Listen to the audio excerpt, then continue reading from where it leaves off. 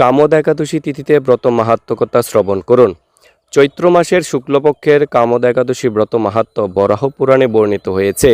মহারাজ যুধিষ্ঠির বললেন, হে বাসুদেব, আপনি কৃপা করে আমার কাছে চৈত্র মাসের শুক্লপক্ষের একাদশীর মহিমা কীর্তন করুন।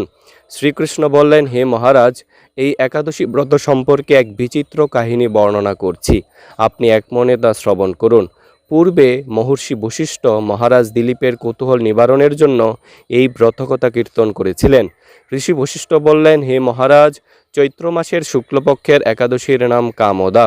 এই তিথি পাপনাশক ও পুণ্যদায়িনী। পূর্বকালে মনোরম নাগপুরে স্বর্ণনির্মিত গৃহে বিষধর নাগেরা বাস করত। তাদের রাজা ছিলেন পুণ্ডরিক। গন্ধর্ব, কিন্নর ও অপ্সরাদের দ্বারা তিনি সেবিত হতেন। সেই পুরী মধ্যে অপ্সরাশ্রেষ্ঠ ললিতা ও ললিত নামে গন্ধর্ব স্বামী স্ত্রী রূপে ঐশ্বর্যপূর্ণ এক গৃহে পরম সুখে দিন যাপন করত। একদিন পুণ্ডরিকের রাজসভায় ললিত একা গান করছিল। এমন সময় ললিতার কথা তার মনে পড়ল। ফলে সঙ্গীতের স্বর, লয়, তাল, মানের বিপর্যয় ঘটল। কর্কটক নামে এক নাগ ললিতের মনোভাব বুঝতে পারল। গানের ছন্দভঙ্গের ব্যাপারটি সে পুণ্ডরিক রাজার কাছে জানালো। তা শুনে সর্পরাজ ক্রোধ ভরে কামাতুর ললিতকে, রে দুর্মতি, তুমি রাক্ষস হও বলে অভিশাপ দান করল। সঙ্গে সঙ্গে সেই ললিত ভয়ঙ্কর রাক্ষস মূর্তি ধারণ করল। তার হাত 10 যোজন বিস্তৃত, মুখ পর্বত গুহাতুল্য, চোখ দুটি প্রজ্বলিত আগুনের মতো, ঊর্ধ্বে 8 যোজন বিস্তৃত প্রকাণ্ড এক শরীর সে লাভ করল।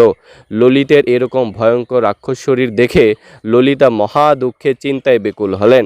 স্বেচ্ছাচারী রাক্ষস ললিত দুর্গম বনে ভ্রমণ করতে লাগলো। ললিতা কিন্তু তার সঙ্গ ত্যাগ করল না। ললিত নির্দয়ভাবে মানুষ ভক্ষণ করত। এই পাপের ফলে তার মনে বিন্দুমাত্র শান্তি ছিল না।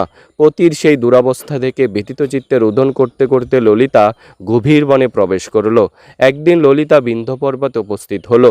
সেখানে ঋষ্যশৃঙ্গ মুনির আশ্রম দর্শন করে মুনির কাছে হাজির হলো। তার চরণে প্রণাম করে সেখানে দাঁড়িয়ে রইল। মুনিবর জিজ্ঞাসা করলেন, হে সুন্দরী, তুমি কে, কার কন্যা, কি কারণে বা এই গভীর বনে এসেছ, তা সত্য করে আমাকে বলো। তদুত্তরে ললিতা বলল, হে প্রভু, আমি বীরধন্যা গন্ধর্বের কন্যা। আমার নাম ললিতা। আমার পতির পিশাচত্ব দূর হয় এমন কোনো উপায় জানবার জন্য এখানে এসেছি। তখন ঋষি বললেন, চৈত্র মাসের শুক্লপক্ষের কামদা নামে যে একাদশী আছে, তুমি সে একাদশী ব্রত যথাবিধি পালন করো। এই একাদশী ব্রতের পুণ্যফল তোমার স্বামীকে অর্পণ করলে তৎক্ষণাৎ তার সমস্ত পাপ বিনষ্ট হবে। বশিষ্ঠ ঋষি বললেন, হে মহারাজ দিলীপ, মনির কথা শুনে ললিতা আনন্দ সহকারে কামদ একাদশী ব্রত পালন করল। তারপর ব্রাহ্মণ ও বাসুদেবের সামনে পতির উদ্ধারের জন্য আমি যে কামদ একাদশীর ব্রত পালন করেছি তার সমস্ত ফল আমার পতির উদ্দেশ্যে অর্পণ করলাম।